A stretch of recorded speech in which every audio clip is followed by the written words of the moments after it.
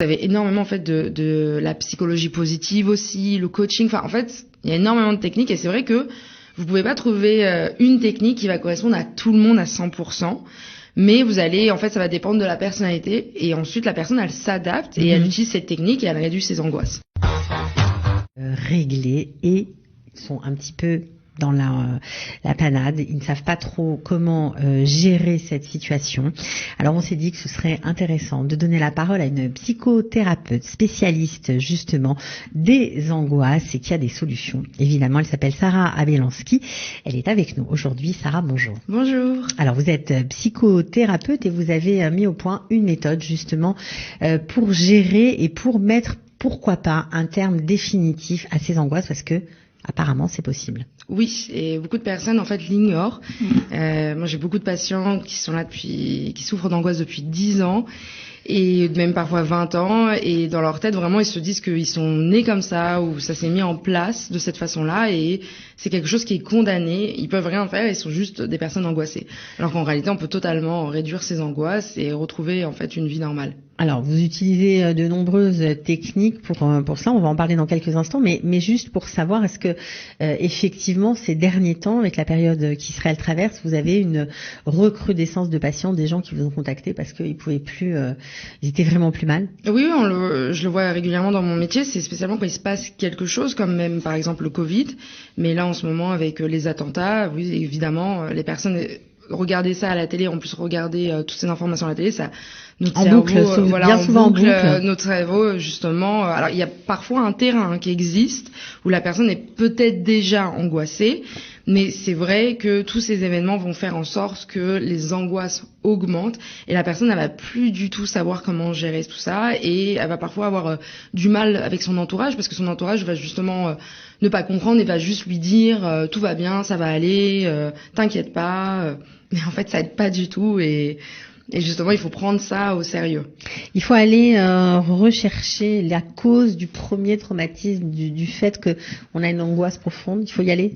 Alors, faut pas avoir peur de ça. Oui, c'est oui et non. C'est-à-dire que vous allez avoir des personnes où ça va être lié à un traumatisme. Donc, c'est vraiment important de s'en occuper, de s'occuper de ce traumatisme-là et de le désensibiliser avec des techniques thérapeutiques pour. Alors, ça veut dire quoi, désensibiliser un traumatisme? Ça veut dire qu'en fait, la personne s'en rappelle toujours, mais en fait, elle le voit comme si elle le voyait de très loin après.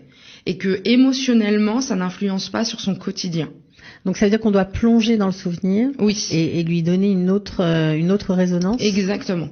Et comment on fait ça? Vous avez des techniques, vous avez 2 techniques thérapeutiques pour ça, l'IEMT et l'EMDR.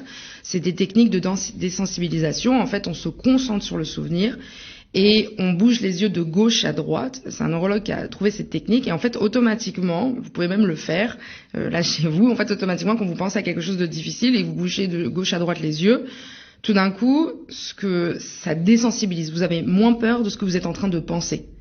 Donc après, il y a une technique à mettre en place et à changer, modifier le souvenir. Et la personne, c'est comme si qu'en fait, ce souvenir-là, après, c'était fermé dans une armoire et c'était rangé. Et elle peut se concentrer maintenant sur son présent et sur son futur. Est-ce que angoisse et peur, ça veut dire la même chose? Non, pas du tout. Et beaucoup de gens, en fait, utilisent ces 2 mots comme si c'est la même chose. Peur, c'est vraiment quelque chose qui est présent et d'ailleurs qui est là pour nous sauver, nous aider. Si je suis dehors et qu'il y a un danger devant moi, je vais courir, je vais appeler la l'aide, je vais appeler les policiers, je vais faire quelque chose grâce à la peur.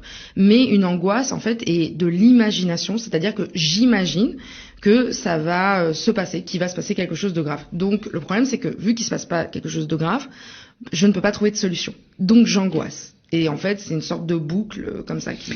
Donc on pense, puisqu'on parlait des attentats, à tous ceux qui ont vécu déjà en Israël de nombreux attentats, voire des guerres. Je pense aussi aux soldats qui parfois sont traumatisés de ce qu'ils ont vu. Même ceux-là, même quand c'est vraiment, on se sent très atteint, au plus profond de soi-même, on peut s'en sortir. Évidemment. Et aujourd'hui, justement, avec ces techniques thérapeutiques de désensibilisation, généralement quand un soldat a vécu quelque chose de difficile, on fait en sorte qu'il la fasse tout de suite pour désensibiliser le plus rapidement possible. Ça veut dire qu'en fait on s'en rappelle, mais c'est moins douloureux. Oui, quoi. Exactement. C'est comme si c'était loin et on était passé à autre chose et on avait digéré l'information, on avait digéré ce qui avait pu se passer et c'est surtout que le plus important c'est que ça a plus d'impact dans notre quotidien. Alors, la méthode que vous avez mis au point marche pour tout le monde, pour les attentats, pour je sais pas moi des viols, pour la perte d'un proche qui a été une tragédie pour certaines personnes. Oui, parce que il y a plusieurs techniques thérapeutiques dans le programme. Alors après, vous allez avoir des gens qui vont vraiment préférer telle ou telle technique. Il y a des gens, vraiment, ils accrochent pas du tout avec l'hypnose, mais c'est pas grave, il y a d'autres techniques. Parce qu'on les a pas toutes citées, mais il y en a plusieurs. Donc, l'hypnose. Vous avez l'hypnose pour réduire les angoisses, vous avez l'imagination active en Israël qui est en fait énormément utilisée, Dimion Mudrar. Vous avez toutes les techniques thérapeutiques de PNL.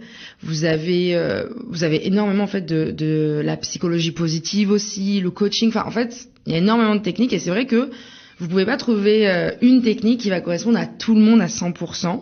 Mais vous allez, en fait, ça va dépendre de la personnalité et ensuite la personne, elle s'adapte et elle utilise cette technique et elle réduit ses angoisses. Donc oui, ça peut convenir à tout le monde ce programme. Alors vous avez préparé un programme à distance, donc on n'est même pas obligé d'être avec vous, on peut le faire tout seul chez soi. Ça permet en fait ce programme-là, c'est peut-être avant de venir me voir, c'est peut-être pour des personnes justement qui vont peut-être pas avoir le financement parce que suivre une thérapie, mais la personne elle a envie quand même de recevoir un minimum d'aide et de savoir en fait, parce que tout le monde lui dit dans son entourage mais calme-toi, arrête de stresser. Et d'accord, d'être angoissée, donc elle a envie, il n'y a pas de souci, elle demande que ça en fait. Elle fait pas exprès, il faut juste comprendre qu'une personne qui est angoissée ne fait pas exprès d'être angoissée. Bien sûr. Et donc ce programme-là va être déjà un début de quelque chose. Parce que dans ce programme-là, elle va pouvoir utiliser des techniques thérapeutiques et elle va comprendre qu'en fait, il y a des outils pour réduire ces angoisses-là. Et souvent, ces outils-là, c'est pas du tout ce qu'elle utilisait jusqu'à maintenant. Parce que jusqu'à maintenant, la personne, elle essayait justement de chasser les angoisses. De faire table rase. Voilà. Surtout de ne pas penser à ce qui dérange. Exactement. Et c'est tout le contraire, justement, il faut se concentrer sur l'angoisse, il faut accepter qu'on vive une période d'angoisse pour justement mieux la traiter. Ok. Alors, dans ce programme, je crois que c'est des vidéos que vous mettez à disposition de ceux qui sont intéressés par la méthode. 7 vidéos, plus exactement. Oui. Ok. Et là-bas, on choisit un peu ce qui nous convient. Exactement. En fait, chaque jour, vous recevez une nouvelle vidéo et après, vous voyez la vidéo qui vous a le plus convenu et vous pouvez la regarder jusqu'à chaque jour, une fois par jour, jusqu'à ce que finalement vous ressentez de 1 à 10. C'est comme ça qu'on mesure les angoisses, un peu comme les médecins ils font quand ils veulent mesurer la douleur. C'est la même chose qu'on fait les thérapeutes, c'est qu'on dit voilà de 1 à 10 à combien est l'angoisse. La personne généralement elle commence par 9, 10 et justement le but c'est qu'elle descende jusqu'à 1, 2 et à ce moment-là vraiment elle se sent vraiment beaucoup mieux. Oui. Il faut beaucoup de temps pour justement pour réussir une thérapie. Alors je sais qu'il n'y a pas de généralité évidemment, mais à peu près, puisque ce sont des méthodes qui sont faites pour être rapides.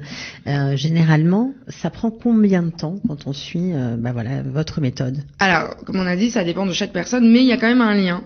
Les personnes qui viennent de vivre des angoisses, que c'est juste le début. Et d'ailleurs, vraiment, je les invite à le faire le plus rapidement possible. Par exemple, quelqu'un qui a été un témoin d'un attentat, quelqu'un qui était assis dans ce fameux café, qui en est sorti vivant, mais qui a été choqué. Il faut consulter? Il faut consulter le plus vite possible pour que justement ça soit le plus court possible. C'est-à-dire que vraiment j'ai eu des personnes ils venaient d'avoir des angoisses à cause du Covid et quand ils sont arrivés, en 4 séances, on a réglé l'histoire.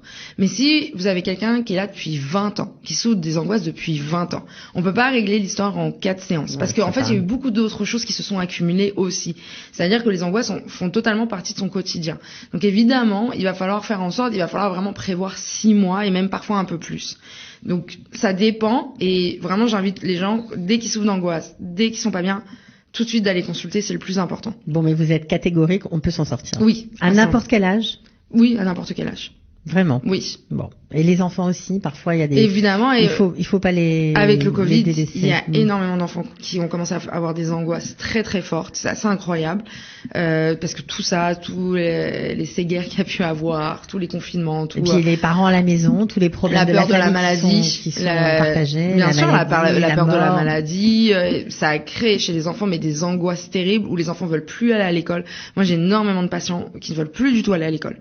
Vraiment, c'est assez impressionnant et il faut s'en occuper le plus rapidement possible. Bon, ok. Si on a envie de rentrer en contact avec vous, on fait comment?